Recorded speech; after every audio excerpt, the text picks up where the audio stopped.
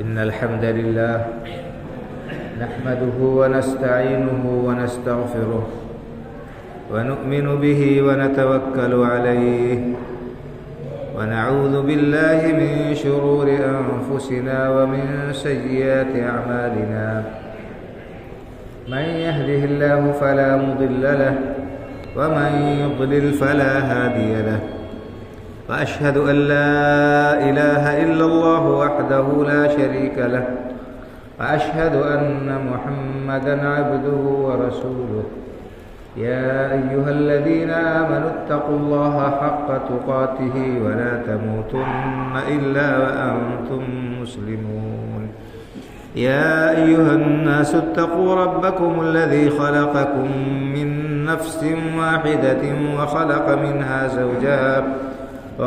منها زوجها وبث منهما رجالا كثيرا ونساء واتقوا الله الذي تساءلون به والأرحام إن الله كان عليكم رقيبا يا أيها الذين آمنوا اتقوا الله وقولوا قولا سديدا يصلح لكم أعمالكم ويغفر لكم ذنوبكم ومن يطع الله ورسوله فقد فاز فوزا عظيما أما بعد فإن خير الحديث كتاب الله وخير الهدي هدي محمد صلى الله عليه وسلم وشر الأمور محدثاتها وكل محدثة بدعة وكل بدعة ضلالة وكل ضلالة في النار أعوذ بالله من الشيطان الرجيم يا أيها الذين آمنوا كتب عليكم الصيام كما كتب على الذين من قبلكم لعلكم تتقون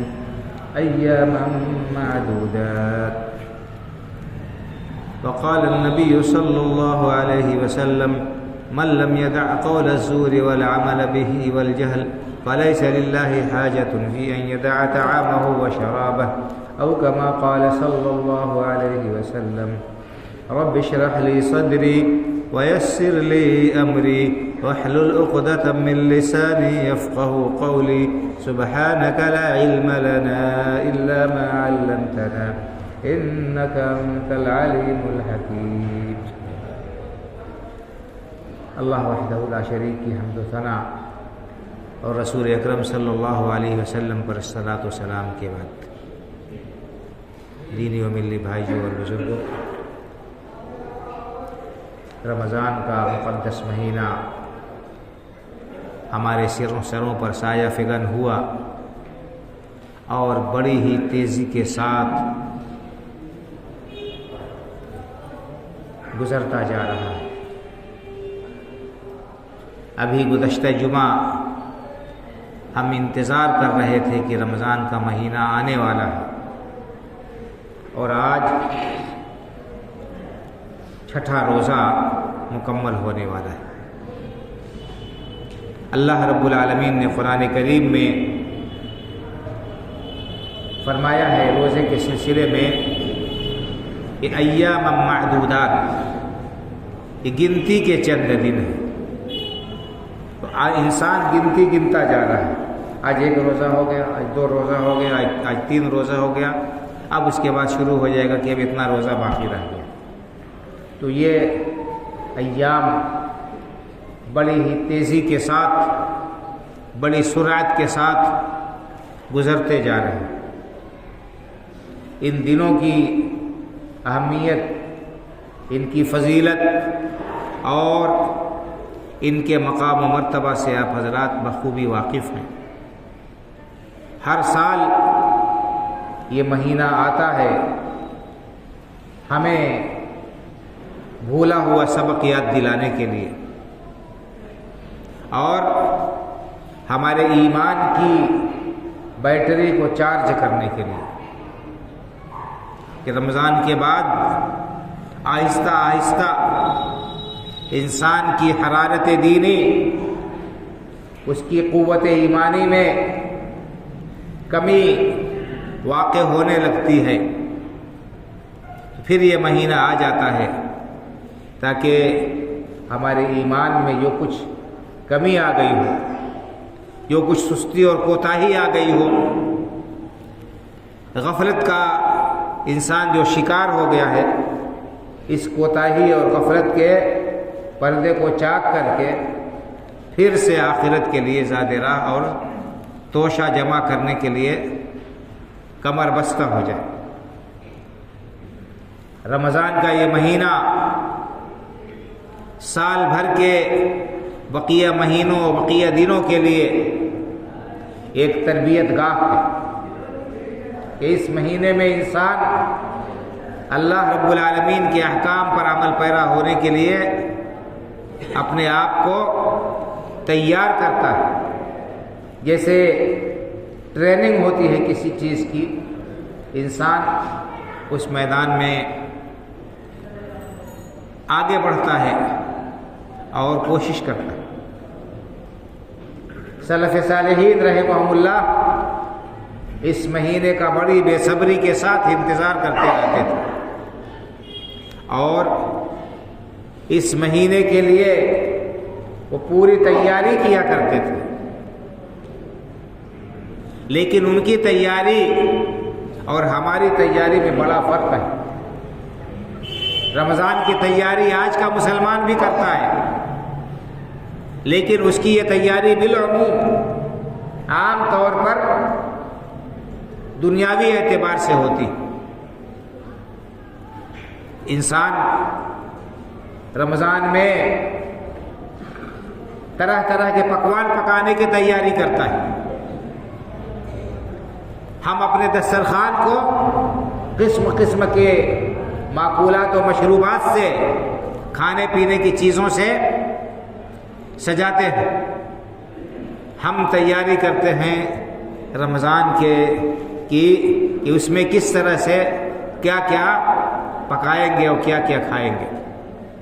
تو رمضان سے پہلے ہماری تیاری رمضان کے لیے اس اعتبار سے ہوتی ہے، اور رمضان کے اندر ان قیمتی گھڑیوں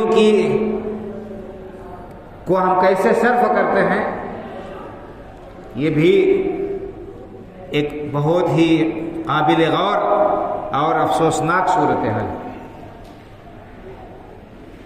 مردوں میں سے بہت سے لوگوں کا وقت اس ماہ مبارک میں رت جگہ میں ادھر ادھر کی گفتگو میں، یہاں وہاں بیٹھکوں میں گزرتا ہے، اور دن کا حصہ، بہت بڑا حصہ سونے میں صرف ہو جاتا ہے، نیند کی نظر ہو جاتا ہے۔ اور ہماری خواتین، اللہ ہم سب کے حال پر رحم فرمائے، ان کا تو بیشتر حصہ باورچی خانے کی نظر ہو جاتا ہے۔ طرح طرح کے پکوان پکانا، اس کی تیاری کرنا، اور اس کے بعد کھانے پینے کے بعد گھر کی صفائی، برتن دھونے اور دوسرے کاموں میں چلا جاتا ہے۔ اصل جو کام ہے یہ بہت کم ہو پاتا ہے، اور وہ کام کیا ہے؟ زیادہ سے زیادہ اللہ رب العالمین کی عبادت و بندگی، زیادہ سے زیادہ نوافل کا اہتمام، قرآن کریم کی تلاوت، تسبیح و تحلیل، توبہ و استغفار، اور دوسرے خیر اور بھلائی کے کام۔ تو ضرورت اس بات کی ہے کہ ہم اس ماہ مبارک کے ایک ایک لمحے کی قدر کریں، اور اس کے شب و روز کو ہم غفلت میں اور دنیا داری کے کاموں میں نہ لگا دیں۔ بڑے بدنصیب ہیں وہ لوگ جو اس مہینے کو پا کر بھی اس سے کما حقہ فائدہ نہیں اٹھاتے، اس سے بھرپور استفادہ نہیں کرتے، اور زیادہ تر وقت ان کا دنیا داری میں، لہو و لعب میں چلا جاتا ہے۔ بھائی اور بزرگوں، روزہ صرف حلال سے بچنے کا نام نہیں، روزہ صرف کھانے پینے سے دور رہنے کا نام نہیں ہے، بلکہ حلال سے جس طرح انسان بچتا ہے اس سے کہیں زیادہ ضروری ہے کہ ہم حلال چیزوں سے، حرام چیزوں سے ہم بچیں، ان سے دور رہیں، ان سے ہم بہت ہی کنارہ کش رہیں۔ اگر کوئی شخص حلال چیزوں سے بچتا ہے، یعنی کھانا پینا جو حلال تھا اس کو چھوڑ دیتا ہے، بیوی کے ساتھ تعلقات قائم کرنے سے رک جاتا ہے، لیکن حرام سے نہیں بچتا ہے، تو اس کے روزے کا اسے فائدہ حاصل ہونے والا نہیں۔ بخاری شریف کی حدیث ہے، اللہ کے رسول صلی اللہ علیہ وسلم کا ارشاد گرامی ہے، من لم يدع قول الزور والعمل به والجهل فليس لله حاجة في ان يدع طعامه وشرابه، کہ جو شخص روزے کی حالت میں غلط بات بولنا، غلط کام کرنا، بد زبانی، لڑائی جھگڑا ترک نہیں کرتا ہے، ایسے شخص کے بھوکے پیاسے رہنے کی، کھانا پینا چھوڑنے کی اللہ کو کوئی ضرورت نہیں۔ یہ اللہ کے رسول صلی اللہ علیہ وسلم کا فرمان ہے کہ ایسا شخص گویا کہ صرف اس کو بھوک اور پیاس حاصل ہوتی ہے، اس کا کھانا پینا چھوڑنا یہی حاصل ہوتا ہے اور ثواب اس کا ضائع ہو جاتا ہے۔ ایک دوسری صحیح حدیث میں اللہ کے رسول صلی اللہ علیہ وسلم نے ارشاد فرمایا، اذا كان يوم صوم احدكم فلا يرفث ولا يسخب فإن سابه احد او قاتله فليقل اني صائم، کہ اگر جب تم میں سے کسی شخص کا روزے کا دن ہو تو روزے کے دن میں وہ بیہودہ گوئی نہ کرے، اپنی زبان کا غلط استعمال نہ کرے، اور لایانی گفتگو سے بچے، جنسی بات کرنے سے پرہیز کرے۔ اگر کوئی شخص اسے گالی دیتا ہے فَإِنْصَابَهُ أَحَدٌ أَوْ قَاتَلَهُ، اگر کوئی شخص اس کے ساتھ بدزبانی کرتا ہے، اس کو گالی گفتاری بکتا ہے، اس کے ساتھ غلط سلوک کرتا ہے یا اس سے لڑائی کرنا چاہتا ہے، فَلْيَقُلْ إِنِّي صَائِمٌ، تو وہ یہ کہہ کر ہٹ جائے کہ بھائی میں روزے سے ہوں، یعنی گالی کا جواب بھی نہیں دینا ہے۔ زبان کی حفاظت اس طرح کرنی ہے کہ گالی کا جواب بھی نہیں دینا ہے، صرف یہ کہہ دے انسان کہ میں روزے سے ہوں، میں اپنا روزہ خراب نہیں کر سکتا، میں اپنی زبان گندی نہیں کر سکتا، آلودہ نہیں کر سکتا۔ تو یہ معاملہ ہے بھائی اور بزرگوں کہ روزے کی حالت میں انسان اپنی زبان کی حفاظت کرے، اپنے کانوں کی حفاظت کرے، اپنی آنکھوں کی حفاظت کرے، حرام سے ان تمام چیزوں کو بچائے۔ سلف صالحین کا قول ہے، کہتے ہیں کہ جب تمہارا روزے کا دن ہو تو چاہیے کہ تمہاری آنکھ بھی روزہ رکھے، تمہارا کان بھی روزہ رکھے، تمہاری زبان بھی روزہ رکھے۔ آنکھ کیسے روزہ رکھے؟ کہ حرام چیزیں نہ دیکھے، حرام چیزوں کی طرف نگاہ نہ اٹھاؤ۔ اللہ نے جن چیزوں کو دیکھنا حرام قرار دیا ہے ان کی طرف نگاہ اٹھا کر نہ دیکھو۔ اللہ نے جو باتیں سننی حرام قرار دی ہیں ان باتوں کو اپنے کانوں میں داخل نہ ہونے دو، اپنے کانوں سے ان کو ٹکرانے نہ دو۔ کیا چیزیں اللہ نے دیکھنا حرام کیا؟ غیر محرم عورتوں کو دیکھنا، فحش چیزیں دیکھنا، اسی طرح سے غیبت، چغلی، گانے اور اس قسم کی چیزیں یہ سننا حرام ہے، اس زبان سے غلط باتیں بولنا بھی ظاہر سی بات ہے حرام ہے۔ لیکن آج کتنے لوگ ایسے ہیں جو ٹائم پاس کرنے کے لیے موبائل لے کر اور اس میں سوشل میڈیا پر غلط سلط چیزیں دیکھتے ہیں اور سنتے ہیں۔ کتنے لوگ ہیں جو تاش کھیلنے میں، کیرم کھیلنے میں اور اس قسم کے دوسرے لایانی کاموں میں اپنے اوقات کو ضائع کرتے ہیں اور صرف کرتے ہیں۔ بھائی اور بزرگوں، یہ روزے کے حقیقی اور اصلی مقصد سے غفلت اور نادانی کا یہ نتیجہ ہے۔ یہ حقیقت میں روزوں کا جو مقصد ہے تقویٰ اور پرہیزگاری کا حصول، اس سے میل نہیں کھاتی ہے یہ چیزیں۔ انسان کے لیے ضروری ہے کہ ایک انسان جس طرح سے اللہ رب العالمین کی خوشنودی حاصل کرنے کے لیے اس کے حکم سے جائز اور حلال چیزوں کو ترک کرتا ہے، اس کے لیے ضروری ہے اسی طرح کہ وہ اللہ رب العالمین کی حرام چیزوں سے بچا رہے، پرہیز کرے۔ گالی بکنا ہمیشہ حرام ہے، غیبت کرنا، چغلی کھانا یہ ہر حال میں حرام ہے. اسی طرح سے گندی چیزیں دیکھنا، فحش چیزیں سننا اور بولنا یہ ہر حال میں حرام ہے. ایک روزے کی حالت میں ان کی حرمت اور بھی زیادہ بڑھ جاتی ہے. روزے کی حالت میں ان کی خرابی اور ان کی قباحت میں اور بھی زیادہ اضافہ ہو جاتا ہے. اس لیے ہمیں چاہیے کہ ہم ان تمام چیزوں سے بچیں، اپنے وقت کو ضائع نہ ہونے دیں، اپنے وقت کی قدر کریں، اور جس قدر بھی ہو سکے اٹھتے بیٹھتے اور کام کرتے ہوئے اپنی زبان کو اللہ کے ذکر سے، قرآن کریم کی تلاوت سے ہم تر کریں. یہ کوئی شرط نہیں ہے کہ انسان مصحف لے کر اور کنارے بیٹھ جائے تبھی وہ قرآن کی تلاوت کرے. آپ کو جتنا کچھ یاد ہے چھوٹی چھوٹی صورتیں انہی کو انسان دہراتا رہے، انہی کو پڑھتا رہے. جو دعائیں ہمیں یاد ہیں ان دعاؤں کو ہم پڑھتے رہیں. رمضان المبارک کو قرآن کریم سے اور دعا سے بہت خصوصی لگاؤ و تعلق ہے، یا کہہ لیجیے قرآن کریم کا اس ماہ مبارک سے بہت گہرا تعلق ہے، کیونکہ اس قرآن کریم کا نزول اسی ماہ مبارک میں شروع ہوا. آپ کو معلوم ہے کہ رمضان کے مہینے میں لیلۃ القدر میں قرآن کریم کا نزول شروع ہوا. سب سے پہلے جو آیتیں اتری وہ اسی لیلۃ القدر میں اتری تھیں. اور اللہ کے رسول صلی اللہ علیہ وسلم خاص طور سے اس قرآن کریم میں، اس ماہ مبارک میں، رمضان مبارک میں قرآن کریم سے آپ کا تعلق بہت زیادہ بڑھ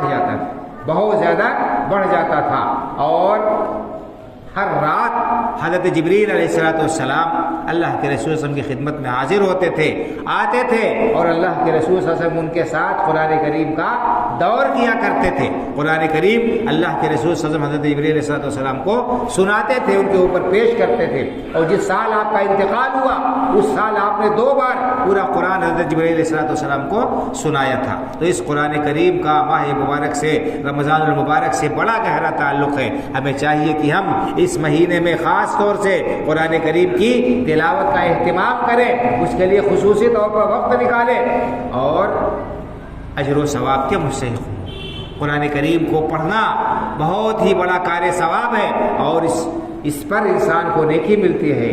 اللہ کے رسول صلی اللہ علیہ وسلم کا ارشاد گرامی ہے کہ جو شخص قرآن کریم کا ایک حرف بھی پڑھتا ہے اسے ایک نیکی ملتی ہے، اور اس ایک نیکی کا ثواب بڑھا کر 10 گنا کر دیا جاتا ہے. اس کے بعد آپ نے مثال دی، آپ نے فرمایا کہ میں یہ نہیں کہتا کہ الف لام میم ایک حرف ہے، بلکہ الف ایک حرف ہے، لام ایک حرف ہے، میم ایک حرف ہے. گویا کہ کوئی شخص اگر الف لام میم کہتا ہے تو وہ 30 نیکیوں کا مستحق ہوتا ہے، حقدار ہوتا ہے. تو ہمیں چاہیے کہ جو بھی چھوٹی چھوٹی صورتیں ہی ہمیں یاد ہیں ان کو ہم پڑھتے رہیں. ظاہر سی بات ہے نماز میں پڑھنے والی چھوٹی چھوٹی صورتیں سب کو یاد ہوں گی، سورہ فاتحہ سب کو یاد ہوگی، انہی کا اعادہ کرتے رہیں، ورد کرتے رہیں، انہی کو پڑھتے رہیں. اور صرف پڑھنے پر ہی اکتفا نہ کرے بھائی اور بزرگوں. قرآن کریم صرف طوطے کی طرح سے رٹ لینے اور زبان سے ادا کرنے کے لیے نہیں اترا ہے. یہ قرآن کریم اترا ہے سمجھنے کے لیے، غور و فکر کرنے کے لیے، نصیحت حاصل کرنے کے لیے. تو جو لوگ قرآن کریم کو چھوڑتے ہیں ان کے لیے بڑی وعید ہے. اللہ تعالیٰ نے قرآن کریم میں ارشاد فرمایا افلا یتدبرون القرآن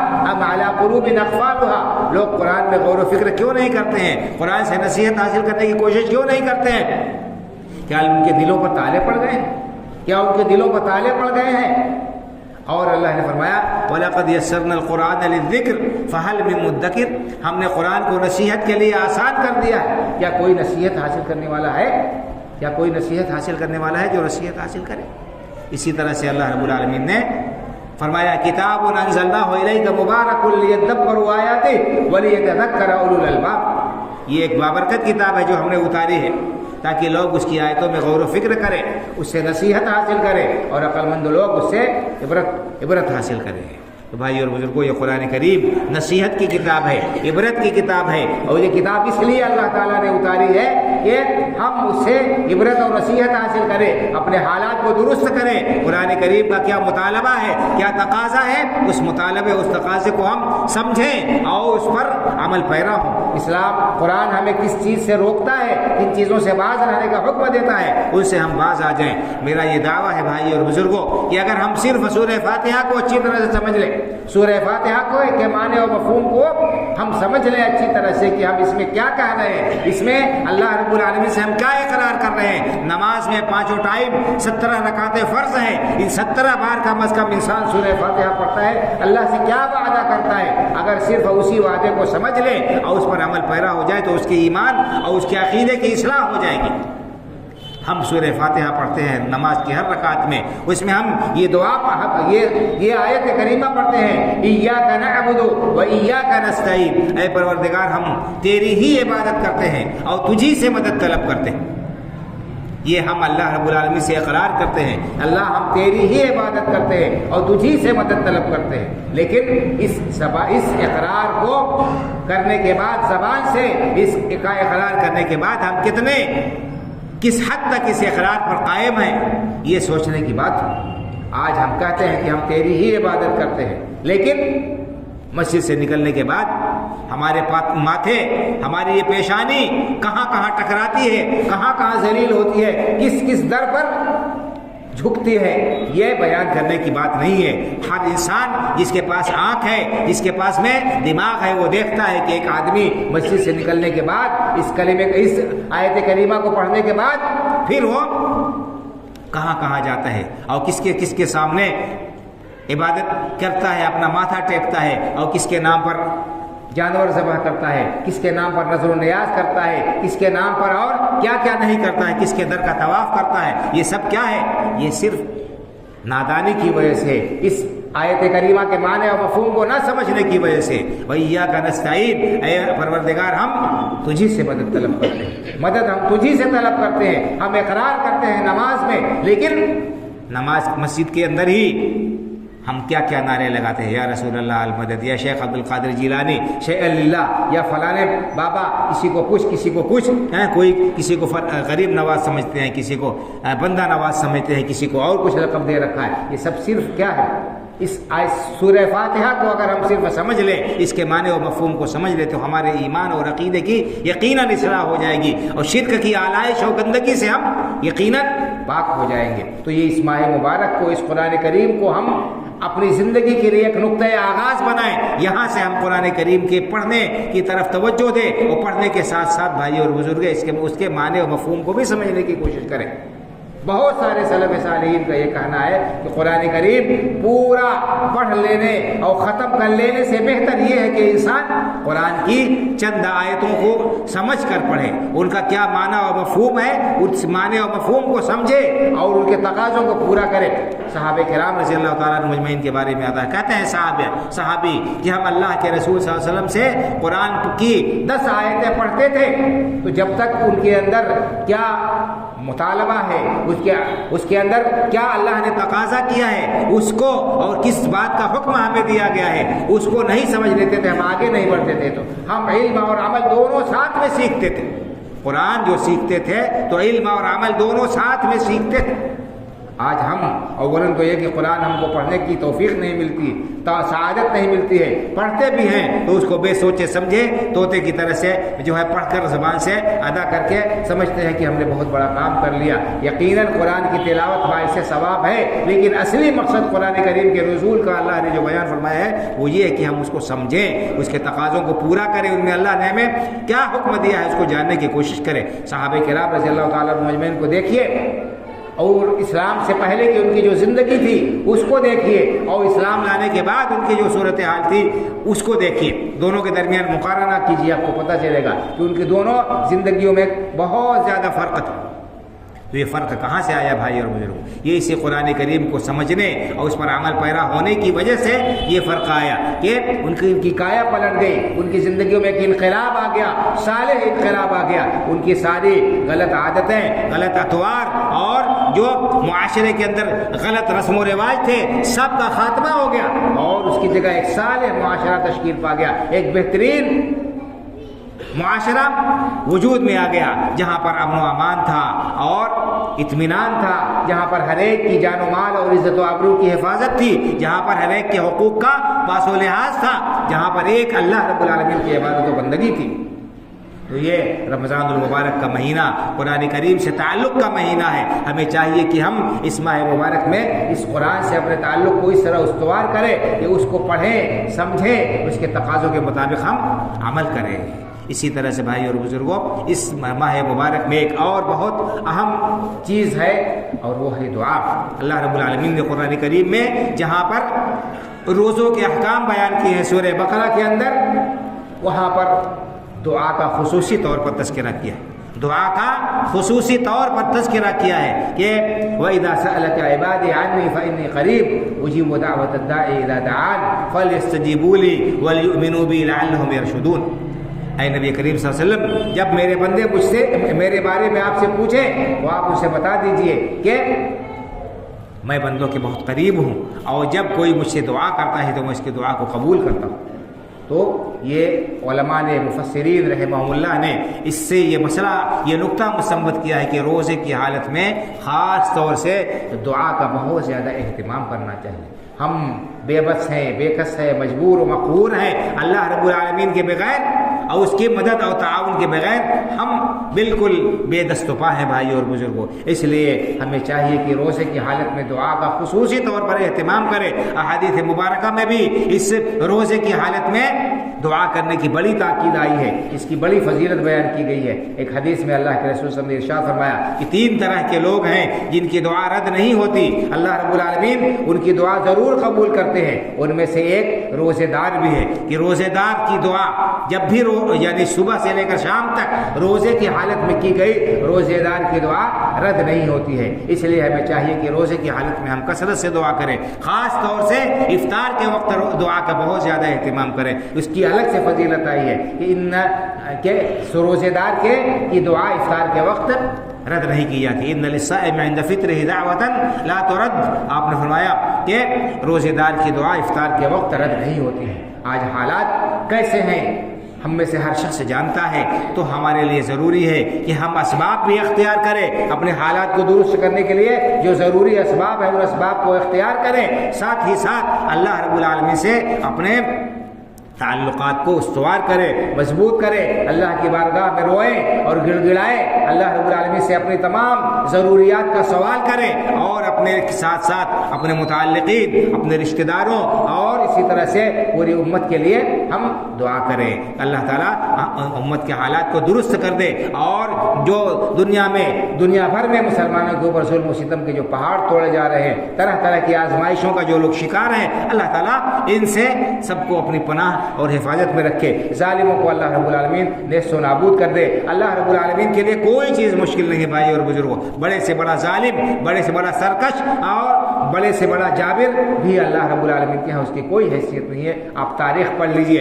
قرآن کریم آپ پڑھ لیجئے، دیکھ لیجئے کتنے بڑے بڑے لوگ گزرے جن کا تذکرہ اللہ رب العالمین نے قرآن کریم میں کیا. بادشاہ ہوں، وزیر ہوں، امیر ہوں اور قومیں ہوں طاقتور زبردست، سب کا تذکرہ اللہ رب العالمین نے قرآن کریم میں کیا ہے. اور ایک بار نہیں، بار بار کیا ہے، جگہ جگہ کیا ہے، تاکہ ہم عبرت اور نصیحت حاصل کریں. لیکن وہی رونا ہے کہ ہم قرآن سے دور ہیں، اس کے معنی و مفہوم کو سمجھتے نہیں ہیں. اس کے اندر اللہ رب العالمین نے عبرت اور نصیحت کی جو باتیں بتائی ہیں ان سے ہم بے خبر ہیں، ناواقف ہیں. اس وجہ سے ہم جو ہے اس سے کما حق و فائدہ نہیں اٹھا رہے ہیں. تو بہرحال یہ 2 باتیں آپ کے سامنے رکھی گئی. ایک تو یہ کہ قرآن کریم کو پڑھیں اور سمجھنے کی کوشش کریں. دوسرے، روزے کی حالت میں کثرت سے دعا کا اہتمام کریں، اور اپنی زبان کی اور اپنے کانوں کی، اپنی آنکھوں کی حفاظت کریں، اور اپنے ساتھ اپنے بچوں کو بھی اور اپنے اہل خانہ کو بھی اس ماہ مبارک سے فائدہ اٹھانے کا موقع فراہم کریں. ان کو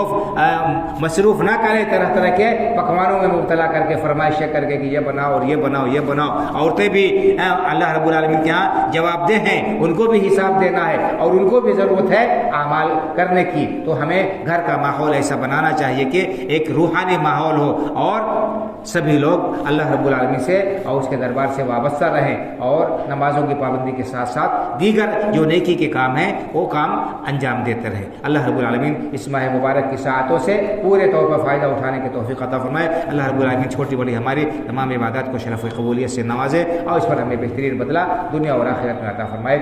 آمین. اقول قولی ھذا واستغفر اللہ لی ولکم ولسائر المسلمین فاستغفروہ من کل ذنب انہ هو الغفور الرحیم.